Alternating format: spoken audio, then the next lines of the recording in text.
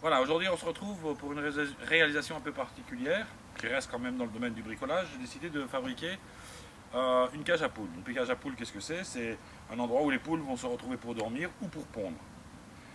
On va regarder en détail chaque chose que nous allons avoir besoin pour cette réalisation. Voilà, nous aurons besoin pour cette réalisation de tôle ondulée verte comme celle que vous voyez, de la tôle de faîtage pour le toit, de 4 madriers comme ceci, de 69 par 69 par 2,40 m de long. Leur dimension correspond à l'ouverture des piquets qu'on va enfoncer en les vissant dans le sol, donc 4 piquets de la même manière, en galvanisé pour ne pas que ça s'oxyde.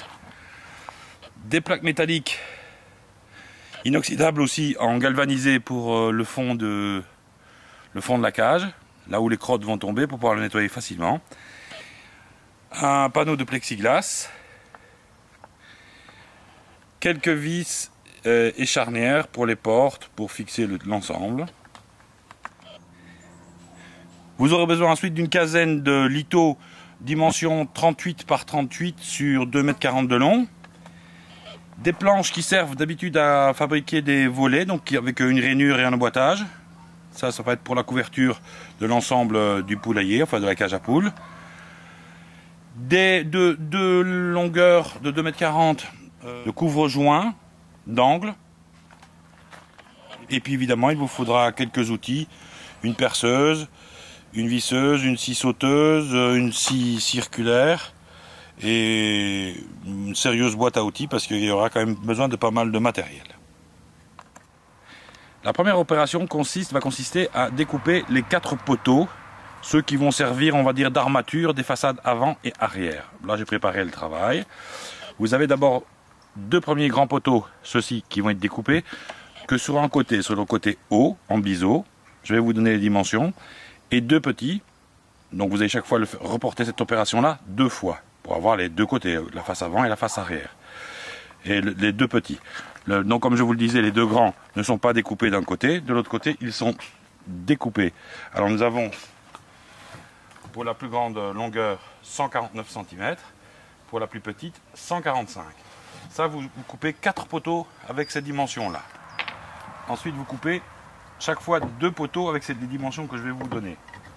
La première opération à faire, c'est découper, vous avez les longueurs, la longueur totale de chaque côté, 57 cm,5, 57,5. Pour pouvoir déterminer l'angle auquel vous allez couper, donc vous indiquez 57,5, vous faites vos marques et vous tirez un trait avec un équerre et vous devez avoir de différence entre le côté le plus court et le côté le plus long, 24 mm. Des 2 côtés, 24 mm. Vous voyez mon trait, 24 mm, 24 mm. 57,5 de chaque côté. Vous en faites 2 comme celui-ci. Ensuite, vous en avez un second petit poteau. De la même manière, vous avez dimension 64,5, 64,5. Vous tirez un trait et vous avez un différentiel de 2,4 mm, de 24 mm, donc 2 cm,4 pour l'angle de découpe. Et vous en faites 2 aussi de celui-là. Une fois que vous avez reporté vos mesures sur les 2 côtés, il ne vous reste plus qu'à les couper avec une scie circulaire. Il vous faudra une scie circulaire de bonne manufacture parce que c'est des poteaux quand même assez épais. Ensuite, vous coupez 2 lithos de 38 par 38 à 90 cm. Vous en coupez 2.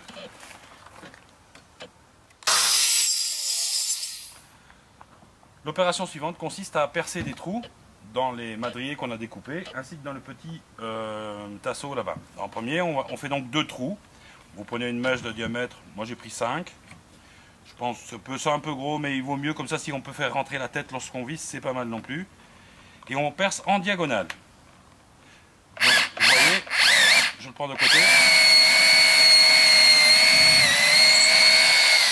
Vous avez vu où sort ma mèche, et ça donne ceci pour les vis, de façon à ce qu'il y ait on va dire une longueur suffisante qui va se prendre dans l'autre litho. Alors je vous donne les dimensions de ces vis là. D'abord elles sont en inox. Pourquoi en inox?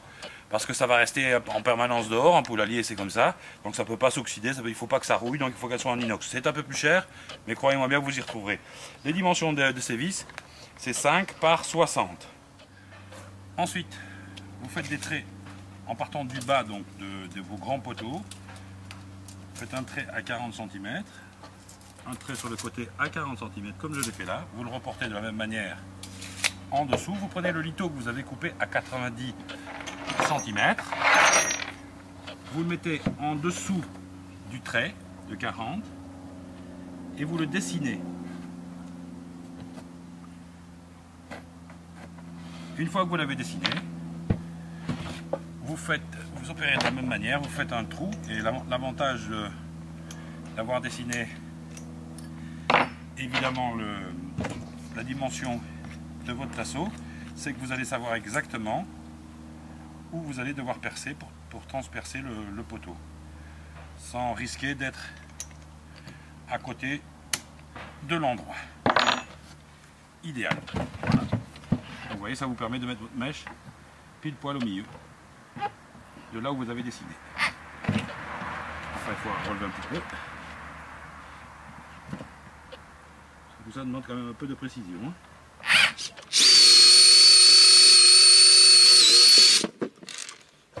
De la même manière, vous mettez un peu de mastic quand vous avez fait votre trou et vous savez comme ça bien délimiter l'endroit où vous allez le mettre.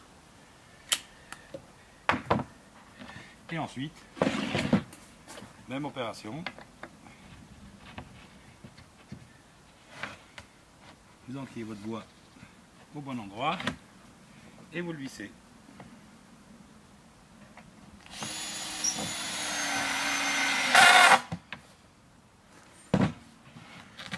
Là, vous avez la largeur qui est définie, qui est de 90 cm à l'intérieur. Voilà, une fois assemblé, vous obtenez deux cadres définis comme ceci, comme celui-là et comme celui-là, mais ils doivent être identiques. Ensuite, vous réalisez un trait à 10 cm d'écartement du montant, vous faites le trait, vous faites la même chose de l'autre côté. Ensuite, vous installez le lito le long de votre trait, donc à 10 cm, et vous reportez 10 cm d'écartement en passant le lito en dessous du montant. Vous passez en dessous et vous ajustez à 10 cm là aussi. Vous faites la même chose de l'autre côté. Lorsque vous avez installé vos deux litos, vous tracez la diagonale là où vous allez couper pour être à la bonne dimension. Et ici, vous faites la même chose. Alors le mieux c'est d'utiliser un équerre, ce sera plus facile, pour pouvoir le fixer par-dessus ce bois-ci, ce tasseau-là. Donc hop, et vous reproduisez l'opération sur l'autre lito et sur le second montant que vous avez monté. Il ne vous reste plus qu'à couper les litos en suivant les traits que vous avez dessinés.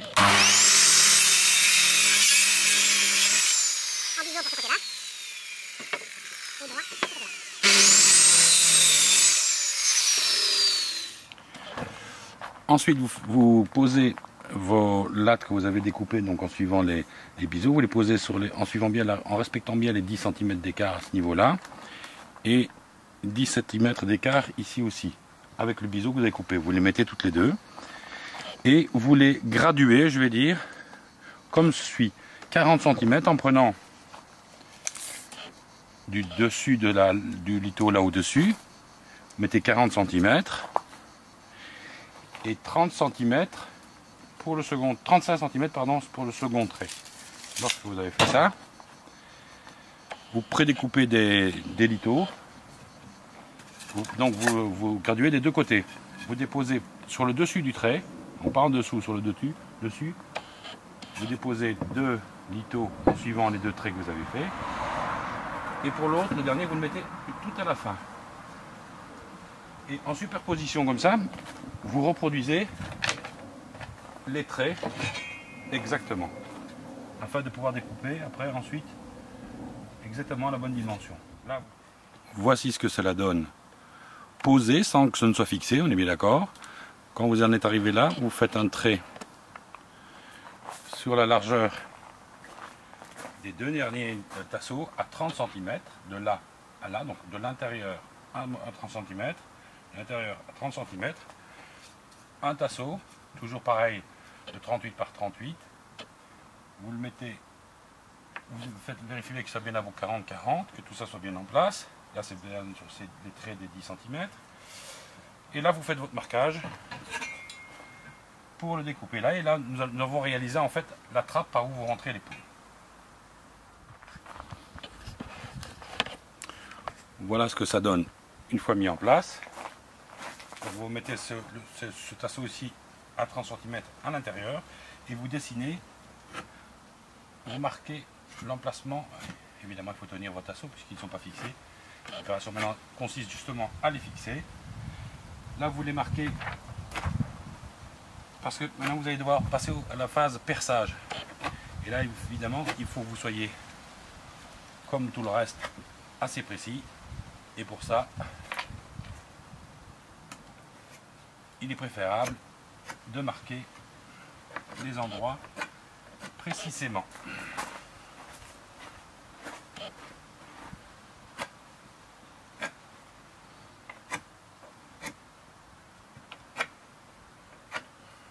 Une fois que vous avez fait ça, vous pouvez passer à la phase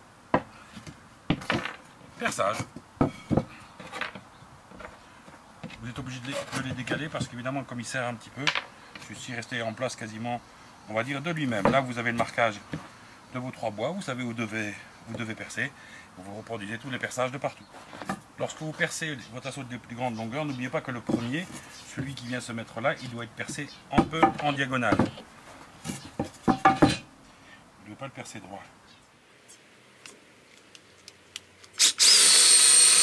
Alors que les autres, vous les percez droit.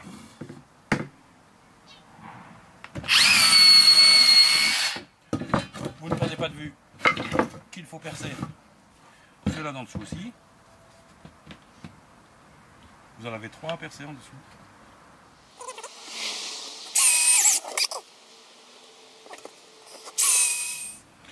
Voilà, une fois que vous avez mis tout en place, vous enlevez le cadre et puis là vous fixez tous les tasseaux.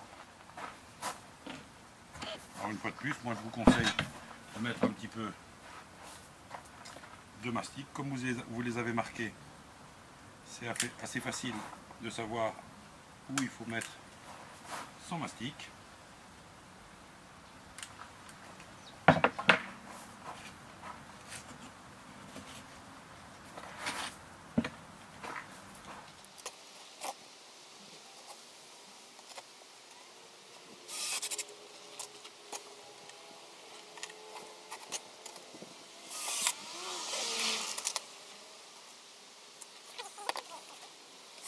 Vous mettez un peu de mastic aux endroits où le deuxième plus petit cadre va être fixé, toujours par précaution. Hop, là on y va, là on y est un peu mieux. Voilà, voilà. Et de la même manière, on visse dans nos pré-trous. Tout en respectant toujours les traits que l'on a fait de partout.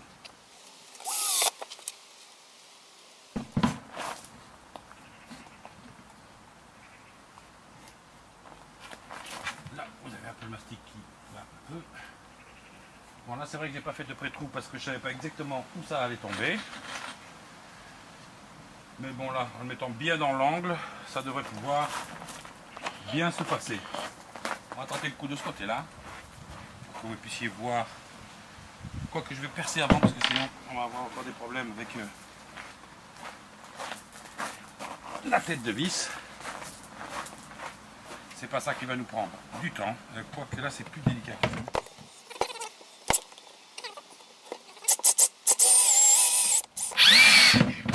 Logiquement, ça devrait pas être trop mauvais. On y va. Ancienne, sinon on va avoir des difficultés pour travailler. Ah, sur le deuxième cadre, vous constaterez que contrairement à l'autre où on a fait un cadre intérieur, on a fait donc ce cadre-ci. Sur le premier, on a fait ce cadre-ci plus les sections qui là correspondent à la petite porte par où vont rentrer les poules. Là, ce sera fermé. Là, ça va être un verre en plexiglas et là, ça va être une ouverture pour l'aération. De ce côté-là, de l'autre côté, sur l'autre côté du poulailler, de la cage à poules, il n'y a que le cadre extérieur, que ce petit cadre-là. Parce que ça va correspondre à une porte du côté extérieur de l'enclos à poules, par lequel on pourra entrer pour faire du nettoyage. Voilà, maintenant nous allons réaliser les côtés, les nichoirs, là où vont pondre les poules. Pour cela, vous avez besoin de vous couper des tasseaux. Alors, il faut couper 8 de la longueur 52,5 et 4 à la longueur 120. Il en faut 4. Voilà.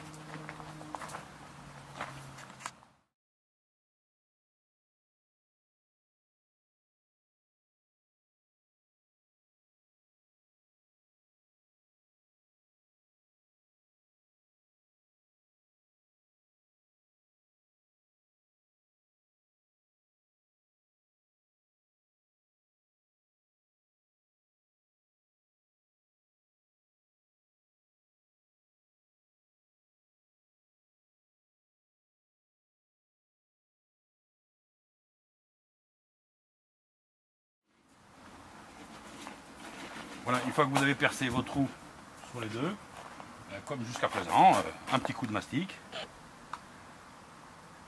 aux endroits suspercés.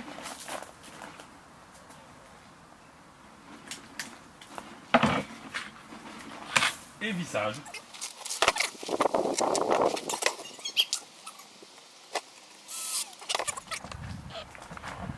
Voilà, le résultat donne ceci. Donc un cadre. Il vaut mieux vérifier de temps en temps un petit peu aussi l'éclairage. Vous voyez là, il y a un léger défaut. Avant que les mastiques ne commencent à prendre. C'est nickel. Perfecto. Une fois que vous avez fait ça, vous passez au suivant. Ensuite, vous reposez votre un des deux cadres, que ce soit celui où il y aura la porte ou celui où il y aura l'entrée des poules. Peu importe, de toute façon, il faut arriver à la même opération sur les deux. Vous prenez un bout de tasseau que l'on a de 38 par 38, vous l'enquillez en dessous, vous tracez un trait là et vous le faites revenir ici.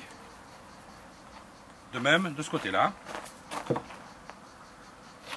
Et tout ce que je vais faire là, il faudra le reproduire sur le second montant. Vous prenez un des deux cadres que l'on a construit et vous le positionnez sur le trait qu'on vient de tirer en le mettant à fleur ici du chevron de ce côté-ci, du madrier de ce côté-ci. Percer, 3 vis et le fixer. Mettez en même temps un petit cordon de mastic ici en dessous entre les deux, de façon à ce que ça soit mieux maintenu, que ça tienne un peu plus longtemps dans le temps. Voilà. Vous renouvelez l'opération de l'autre côté. Je précise que j'utilise des vis un peu plus grosses parce que là on est quand même sur quelque chose qu'il faut réellement fixer de façon ferme. Ce sont des 80 par 6, par 60. Donc elles sont un peu plus épaisses et un petit peu plus longues. Voilà. Donc là de la même manière que j'ai fixé l'autre, je me mets sur le trait, je me mets bien au ras du chevron, tout le long. Je pense que j'y suis. Je fais mes trous de perçage légèrement en diagonale, de toute façon j'ai pas trop d'autres solutions. Je ferai le troisième. Une fois que j'aurai collé le tout, je mets un cordon de mastic comme je vous l'ai dit, par précaution et puis pour que ça dure un peu plus longtemps dans le temps. Et une fois que j'ai fait ça, je reprends mon cadre. Je mets une vis en place. Je récupère ma visseuse si j'y arrive. Je ne sais pas si je suis encore bien en face. Je vais voir si. Ah non, je ne sais plus tout à fait. là. Et là, on visse en force.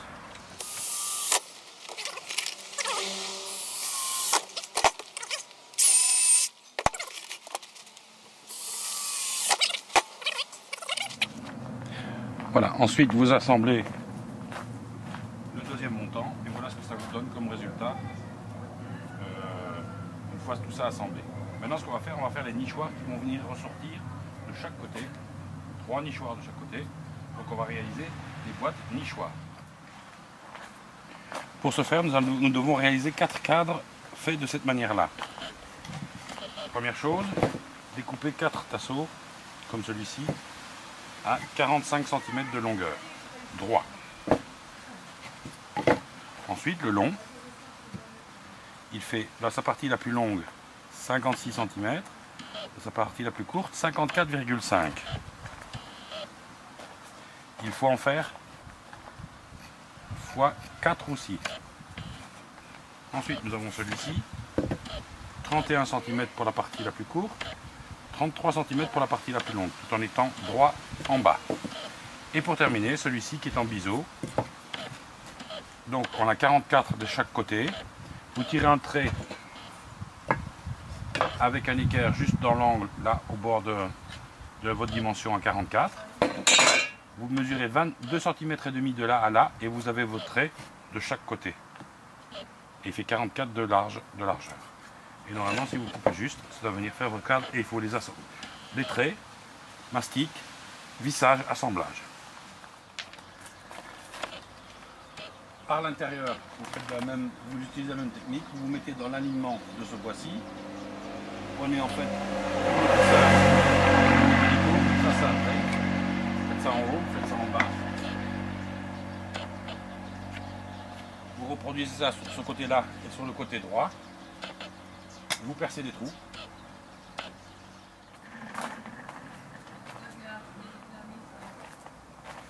Donc une fois que vous avez percé un trou au bon endroit, enfin, je le suppose, vous prenez des cadres, vous mettez un petit peu de mastic, comme je le fais à chaque fois, une vis, et en fait vous fixez le cadre dans l'alignement de celui-ci. Donc pas par-dessus, dans l'alignement. Vous comprendrez par la suite pourquoi. Dans l'alignement, et puis aussi parfaitement aligné au-dessus. Bon, si c'est des fois un peu difficile à faire tout seul, vous pouvez demander un coup de main à votre entourage. Ce que moi je fais de temps en temps, quand je ne m'en sors pas.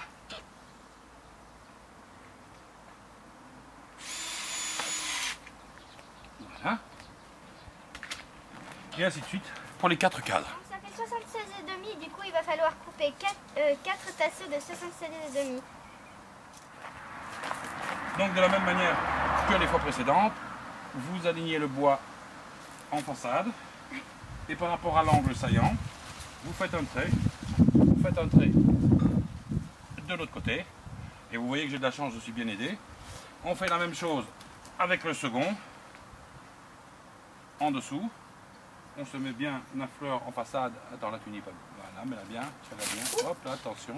Et on fait nos traits. De nouveau, on perce, on met un peu de mastic, on visse et on fait tenir le tout. Bon, la dernière étape de l'armature consiste à couper des tasseaux ici de la largeur qui vont venir se mettre là, un ici, un là, un là, un là, un là et un là, de façon à pouvoir après visser les lambris qui vont venir recouvrir l'ensemble de l'extérieur de la cage à poules. Donc là on a 120, on a compté qu'il en fallait 6 tasseaux de 120. Donc c'est ce qu'on va faire, on va les couper et on va les positionner.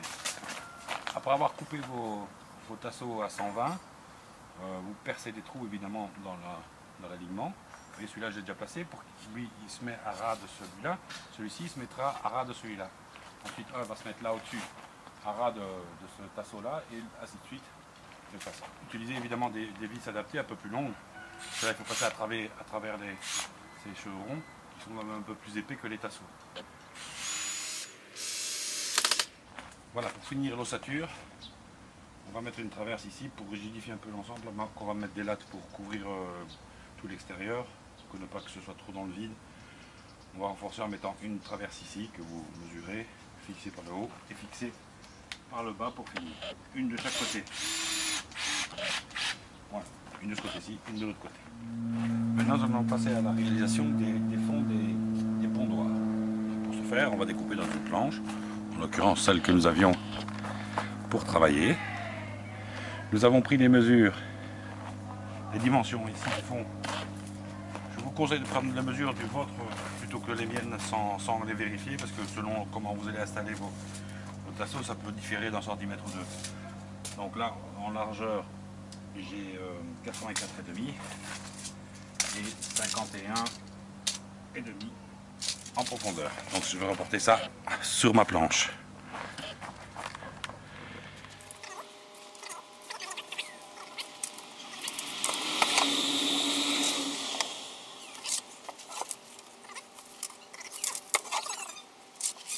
Donc, ne perdez pas de vue qu'il vous faudra donc pour votre plancher du fond qu'il vienne ici au ras des tasseaux à l'extérieur et qu'il vous faut donc prendre les mesures des autres tasseaux et faire les encoches sur votre planche, faire la découpe des encoches.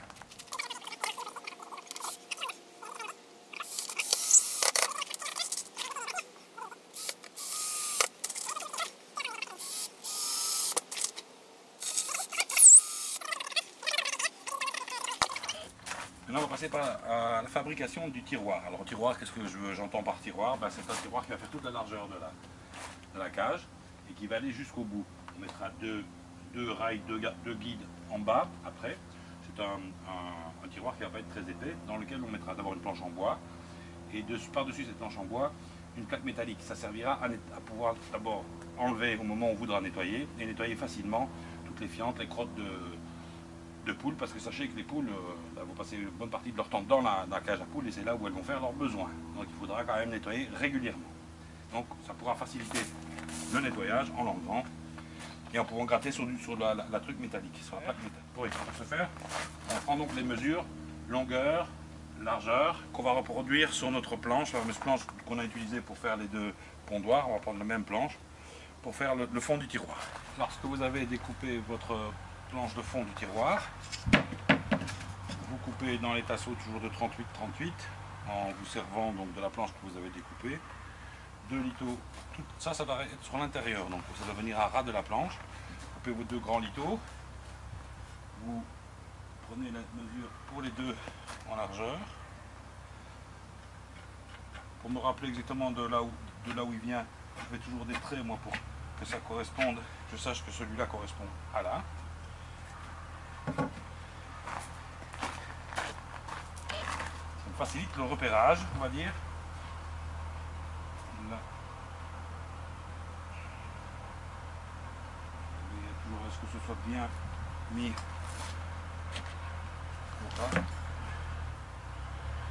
Ça fait quand même au plus juste, que ce soit ajusté, parce que là c'est un tiroir, il ne faut pas qu'il bade non plus de trop.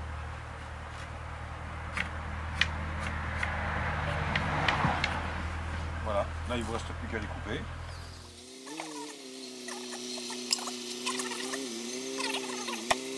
Là, vous retournez la planche et vous vissez par l'arrière vos tasseaux. Voilà, une fois qu'on a réalisé notre fameux tiroir, on va maintenant mettre en place ces plaques. C'est de l'acier galvanisé, donc ça ne s'oxyde pas. Ça permettra de bien nettoyer. Alors vous voyez qu'on va plutôt donc privilégier le collage plutôt que le vissage. Mais je vous dis peut-être que sur le côté, on vissera quand même à certains endroits. Donc vous voyez que j'ai pris des plaques. C'est pas très onéreux, hein. C'est de l'ordre de 12-13 € la plaque. Et elles font 50 par 100. Donc évidemment ça ne correspond pas à la dimension toute faite. Donc ce qu'il va falloir que je fasse, c'est je vais découper de façon à l'adapter, à l'ajuster. Donc je vais mettre un morceau que je vais découper là. Et le morceau qui est là va venir lui recouvrir ici. Voilà, une fois que vous avez découpé vos tôles, ajustez vos tôles, vous mettez du mastic acrylique, je l'ai fait en zigzag. on va dire, ce que vous allez étendre comme produit, mettez-en que ce soit assez fin. Mettez-en partout, mais en filet assez fin. Parce que si vous le mettez trop épais, après, ce sera difficile de l'étaler. Vous mettez votre plaque en appuyant bien partout, que se colle à peu près sur toute la surface. Et là, moi j'insère un petit peu là. Je vais, comment dirais-je, l'ajuster. J'avais un marteau, voilà.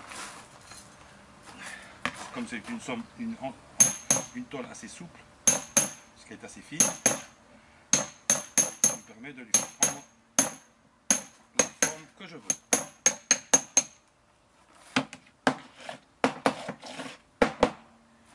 Et voilà. Et appuie bien partout de façon à ce qu'elle se colle de partout.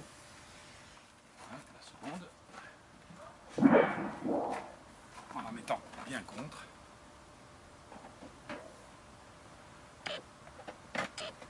Les guides pour pouvoir le poser là ici en dessous. Donc on va d'abord en premier lieu mesurer aux deux bords extérieurs la longueur de la cage à poules. Là, ici en l'occurrence j'ai 133,5. Vérifiez sur le vôtre, on ne sait jamais. Il peut y avoir de légers écarts de distance. Vous coupez donc à 133,5 deux tasseaux toujours de 38. Vous les pré-percez sur les bouts puisqu'ils vont être fixés là. L'épaisseur du tiroir fait 5 cm. On va donc mettre une petite marge de 6 cm. Une petite marge de 1 cm, je veux dire. Vous reportez la mesure de l'autre côté de la même manière. Et vous fixez avec de grosses vis et vous laissez en dessous du trait 6 cm. Vous venez de dessiner. Avec des vis, les plus grosses vis, les 80 par 60.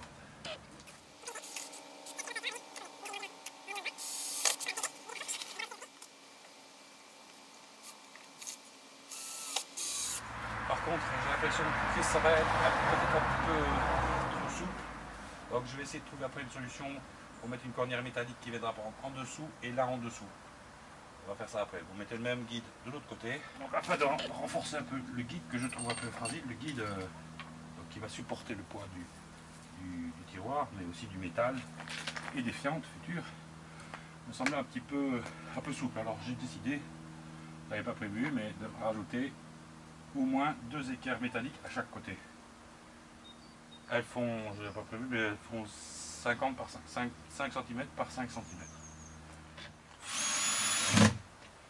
Voilà, et vous en mettez 2 de chaque côté.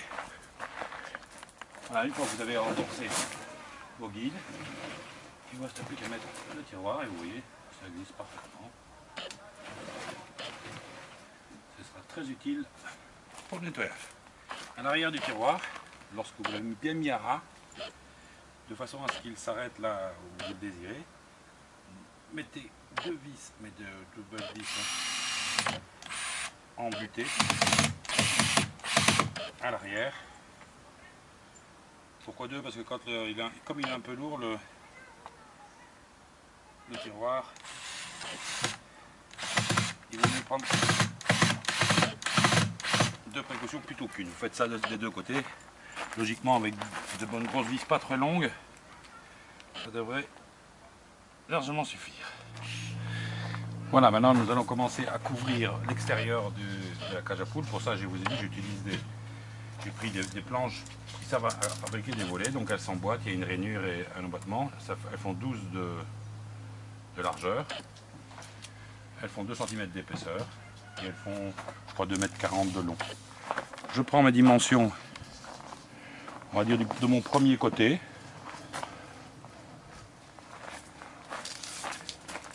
Ici. Jusqu'au plus haut, ça fait 60 cm. Je vais d'abord couvrir cette partie ici. Donc là, on va découper droit. Et après, on viendra couper la diagonale qui s'arrête à 35. Donc 60 de côté, 35. Donc déjà, il faut que je me fasse un 60. Or là, je crois que j'en ai pas encore assez. Puisque là, j'ai 56. Donc il me faut rajouter une lame supplémentaire qui est présente. C'est ce que je vais faire tout de suite. Et ça me permettra de découper en une seule fois la largeur qu'il me faut.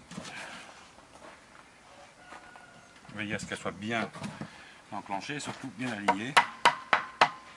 Donc on a dit 60 pour la hauteur. 60 pour la hauteur, on va arriver là. 60. On fait notre petit traçage.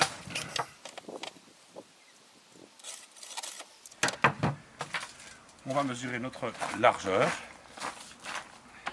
45 cm.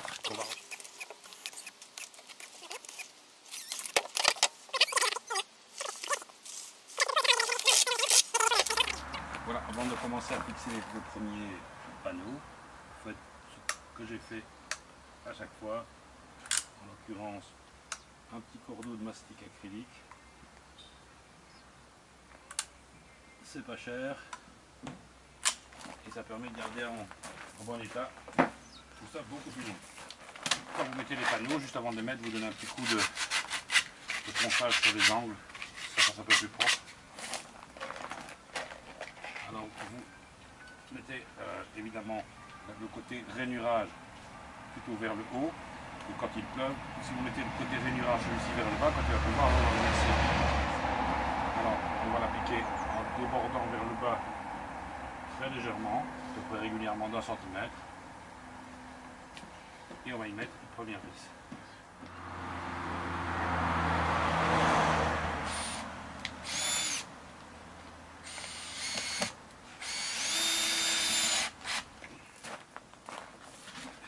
Avant de mettre les autres vis, sinon vous allez avoir une petite difficulté pour aller enquiller les lames les unes des autres.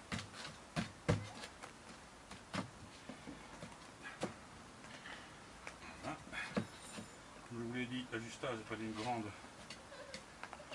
importance, puisqu'ici on viendra recouvrir avec des baguettes d'angle.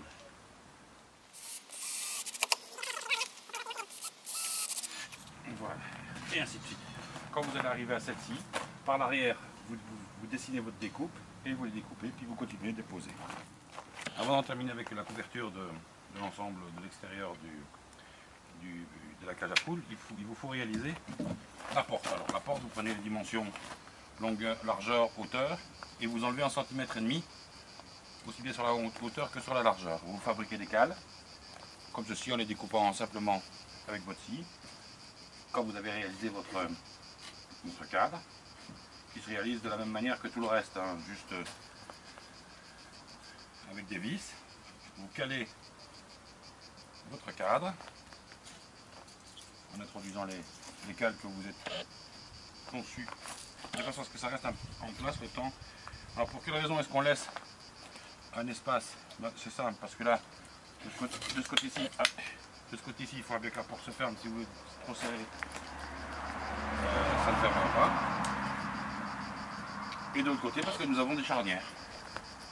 Alors ça, on cale la porte pour une raison toute simple, c'est qu'on va devoir quand même la faire un peu plus solide que juste tenir avec quelques vis. Il va falloir que l'on rigidifie le cadre et on va le faire à l'aide de ces plaques qu'on va venir fixer ici à l'arrière, par l'intérieur, avec des vis, on va dire sur la hauteur comme ça et sur la largeur. Et je ne peux pas vous donner les dimensions que moi j'ai pour ma porte, pour la bonne simple raison que selon comment vous allez faire votre montage, mettre un peu plus haut ça, écarter un peu plus, il y aura toujours des dimensions différentes, donc c'est à vous de les déterminer. Voilà, une fois que ça c'est fait, je vais fixer mes plaques de métal.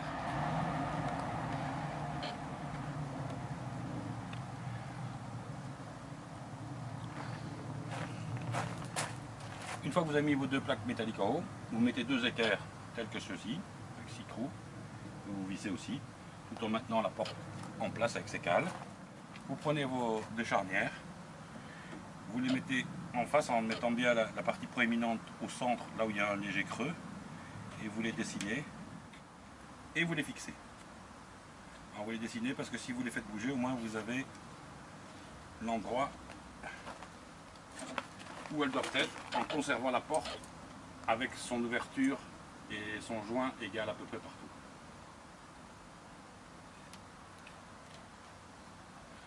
Voilà, une fois que vous avez installé vos charnières, bon, ben vous avez une porte qu'il faudra elle aussi ouvrir avec le lambris. Mais avant ça, on va entériner la chose en fixant des butoirs pour la porte. Pour ne pas que la porte aille trop loin. Donc simplement des plaques de bois que vous allez mettre une ici, en dessous, il n'y a pas besoin que ça ressorte beaucoup, et une au-dessus, de façon à bloquer la porte dans sa course. Comme vous comprenez, comme ça quand vous fermez, la porte vient buter contre ce butoir que vous venez d'installer. Pour ne pas qu'il y ait un fléchissement vers le haut, ben vous en mettez un aussi. Faites attention là, endroit où vous avez mis votre plaque, de mettre votre butoir juste en dessous, pour pas qu'il y ait d'épaisseur. Bon, avant d'en finir avec la couverture extérieure, donc le lambrissage, là c'est le dernier côté, vous voyez qu'il ne reste plus qu'un côté à terminer. Il faut installer ce qu'on appelle les perchoirs. Alors les perchoirs, qu'est-ce que c'est? C'est des endroits où les poules vont se sentir rassurées pour dormir, pour se reposer. C'est des endroits où elles doivent être perchées. Elles n'aiment pas être à plat sur le sol. Donc, pour ça, on va mettre 3 lithos un peu plus fins que ceux qu'on utilise pour la construction. Là c'est des 38-38, là c'est des 20-27. On va découper à la largeur de l'abri pour les poules. Et on va arrondir toutes les faces un peu trop saillantes, en angle un peu trop saillant, en laissant les côtés, les deux côtés carrés pour pouvoir les fixer avec une vis de chaque côté. On va en disposer un là, un ici et un là-bas, ainsi que 2 en bas. Ça n'a pas besoin d'être en hauteur. Une poule, à partir du moment où elle tient quelque chose pour se reposer, ça lui suffit. Vous vous souvenez qu'on avait laissé une ouverture ici. Celle-là, ça va être une aération, donc ça restera ouvert en permanence pour qu'il y ait une aération par le bas et par le haut.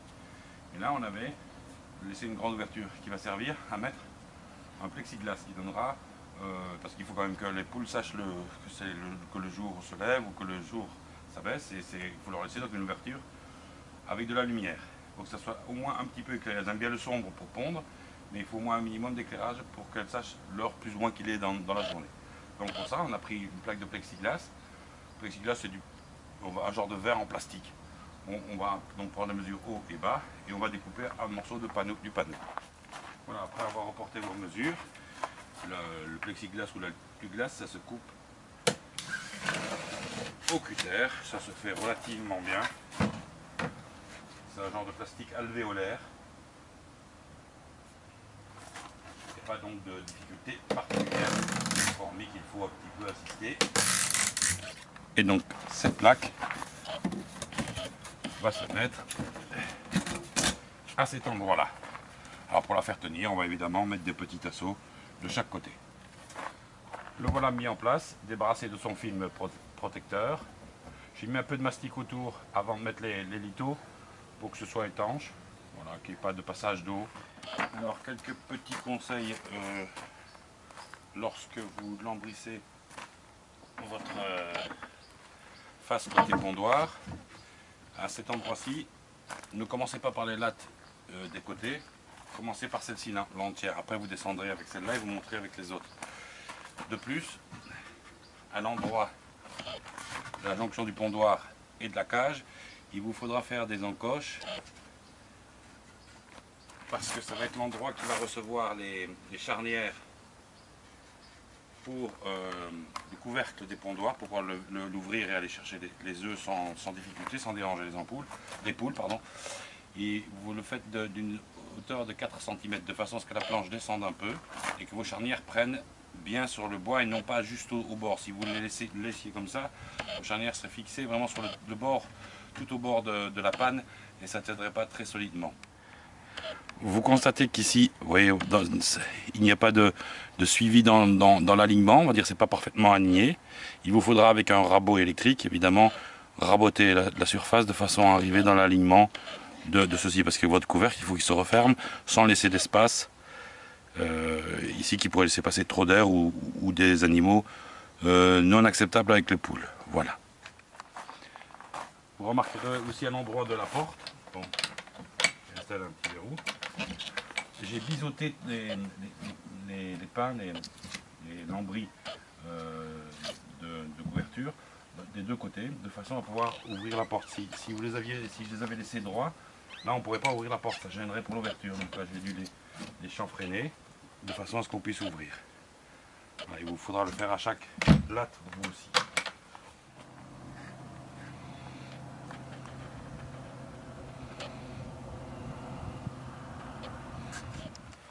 afin de garantir on va dire la longévité de la construction, je termine aussi par mettre des couvre-joints sur les jointures des plaques pour ne pas que l'eau, lorsqu'il pleut, puisse s'introduire dedans et puis faire gonfler le bois et détruire prématurément mon abri. Donc ce que je fais, je prends des couvre-joints un peu larges et je le mets ici sur chacun des angles, ainsi que les angles ici sortant des pondoirs. Je les colle, je mastique à l'intérieur, je mets les mastiques et puis je les cloue. Voilà, pour en finir avec l'aménagement intérieur, on va maintenant installer des séparations dans les pondoirs. Donc, qui dit séparation dans les pondoirs, ben, vous prenez vos dimensions, hein, vous faites deux panneaux comme ça, c'est chaque fois 3 pondoirs de chaque côté. Donc, vous faites deux panneaux, vous les installez en divisant l'espace par 3. Normalement, c'est largement suffisant pour 3 poules. J'ai découpé des petits lithos. Et voilà.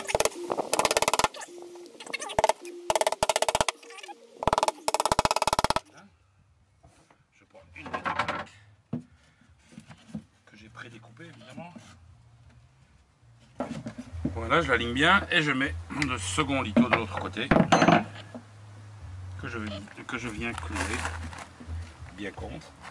Et nous allons finir par faire les toits. Pour cela, on va utiliser ce lamellé collé. Vous remarquerez que je prends du plus fin pour tout ce qui est fond. C'est du 1,5 cm, alors que là c'est du 9 mm. Voilà. C'est des plaques de 2,40 m par 1,20 m. J'en ai pris 2 fines comme ça pour faire les toits, les 2 pentes et les 2 pondoirs, et une seule pour faire les fonds au début. Donc là vous prenez votre dimension de votre pondoir, il faut faire un petit peu plus large, il faut laisser déborder. En l'occurrence là on va mettre, ça fait 88, on va mettre 100 sur 60, et là 150 par 75. Une fois votre planche découpée, ben, il ne vous reste plus qu'à fixer 2 charnières en utilisant des vis assez petites, parce que étant donné que le bois, les planches sont assez fines, elles font que 9 mm,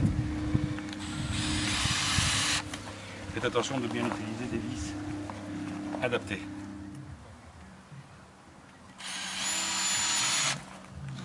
Voilà, les couvercles qui s'ouvrent et qui sortent. Voilà, le toit vous le posez aussi, et là par contre vous le vissez de façon définitive, parce que lui, il ne bougera pas. Voici le résultat terminé, une fois que la toiture en tôle est posée. Donc là vous avez maintenant un poulailler, enfin une cage à poules pour 6 à 10 poules.